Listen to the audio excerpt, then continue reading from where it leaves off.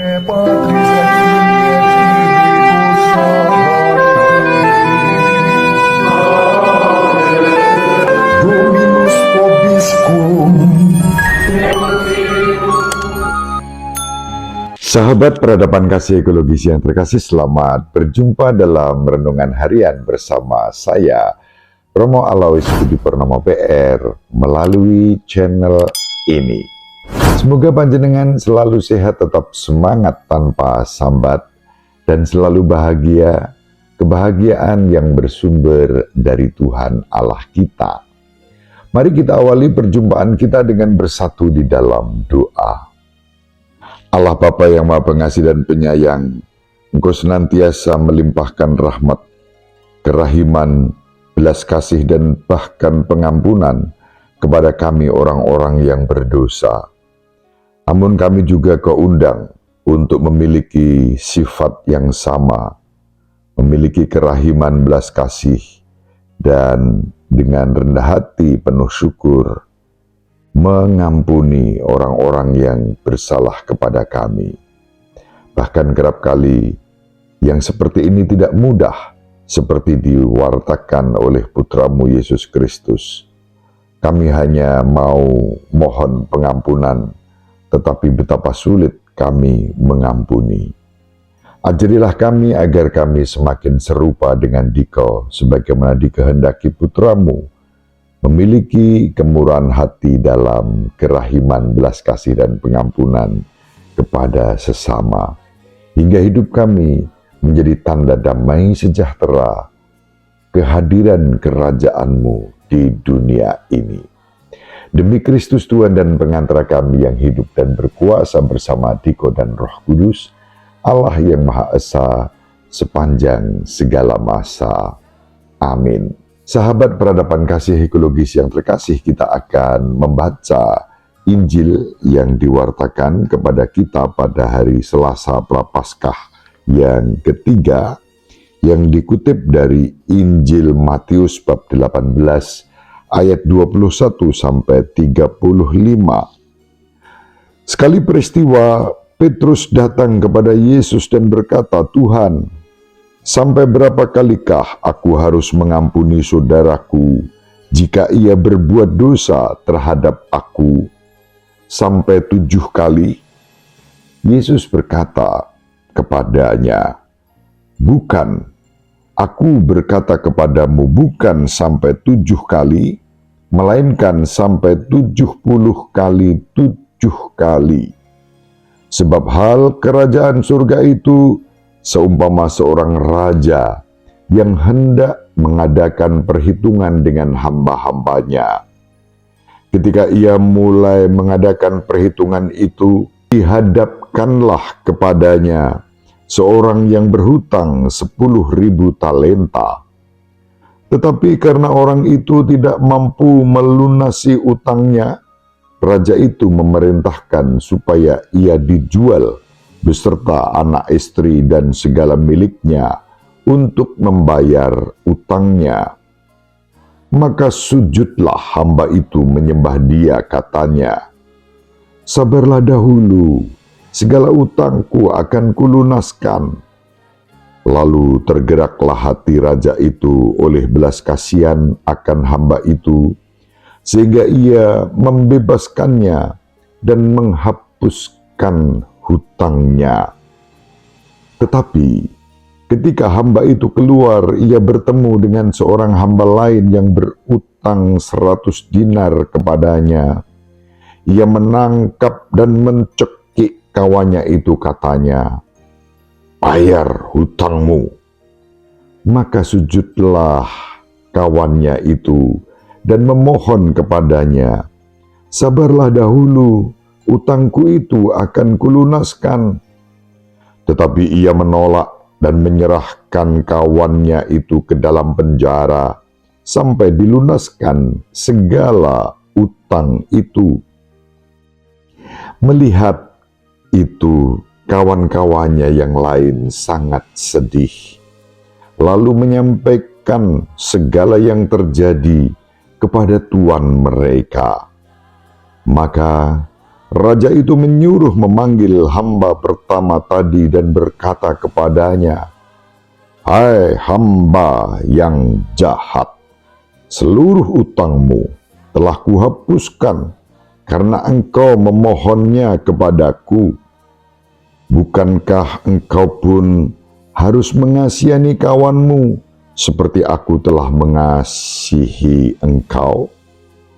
Maka marahlah tuannya itu dan menyerahkan dia kepada algojo-algojo sampai ia melunaskan seluruh utangnya. Demikianlah Bapakku yang di surga akan berbuat terhadap kamu apabila kamu masing-masing tidak mengampuni saudaramu dengan segenap hatimu.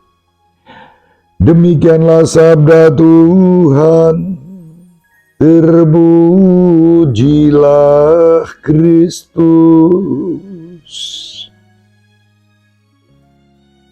Sahabat peradaban kasih ekologis yang terkasih, Injil yang diwartakan kepada kita pada hari ini menampilkan Yesus yang mewartakan bahwa Allah Bapa kita adalah Allah yang murah hati.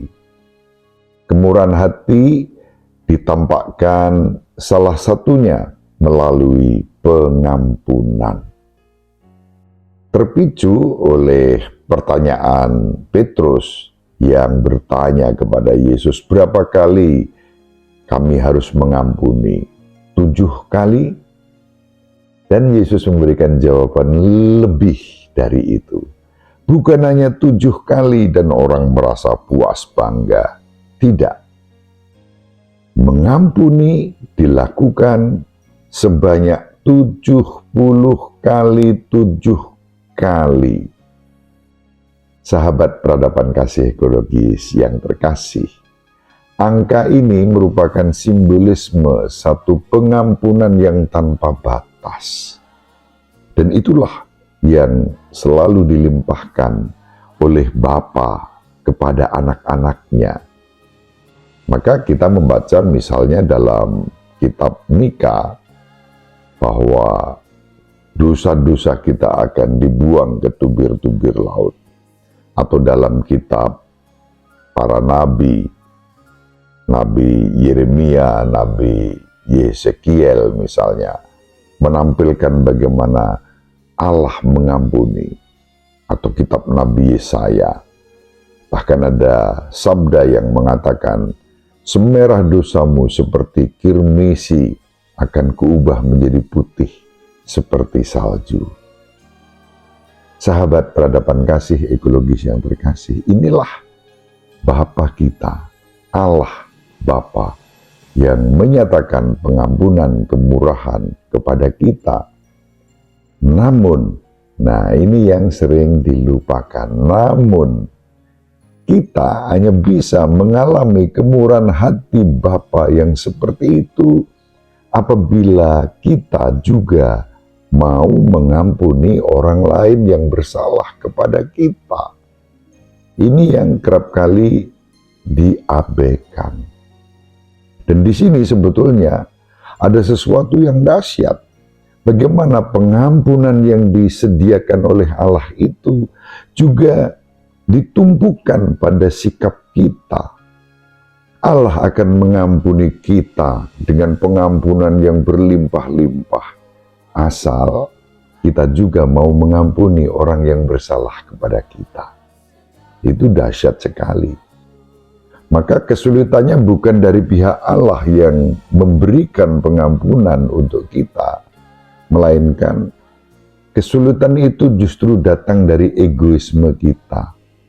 Egoisme yang dalam Injil hari ini oleh Yesus digambarkan seperti seorang yang punya hutang kepada sang raja dengan utang berapa tadi? Kita baca 10.000 talenta, dan itu diberi kemurahan. Seorang hamba yang berutang 10.000 talenta, dia sujud menyembah sang raja, mohon ampun, dan agar sang raja bersabar. Sang raja bukan hanya bersabar, tapi membebaskan seluruh hutangnya itu.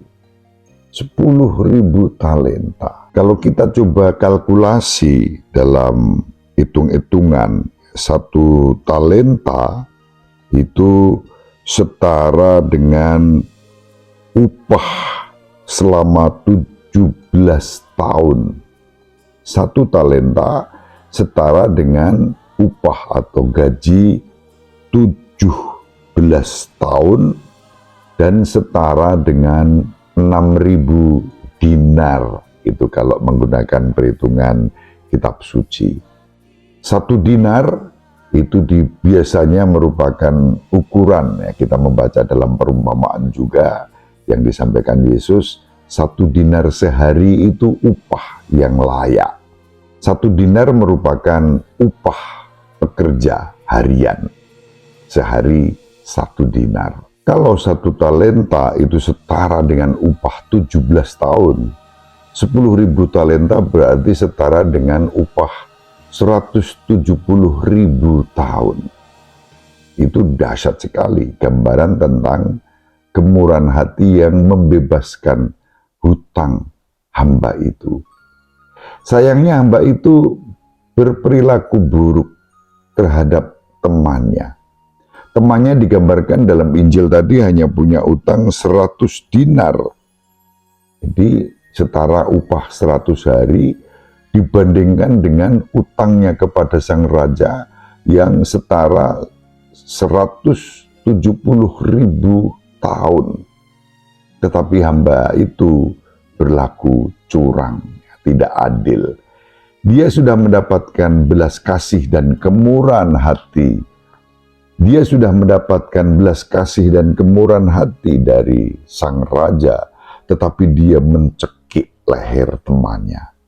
Dia yang punya utang 10.000 talenta yang setara dengan gaji 170.000 tahun dibandingkan dengan pinjaman yang dibuat oleh temannya 100 dinar, 100 hari kerja.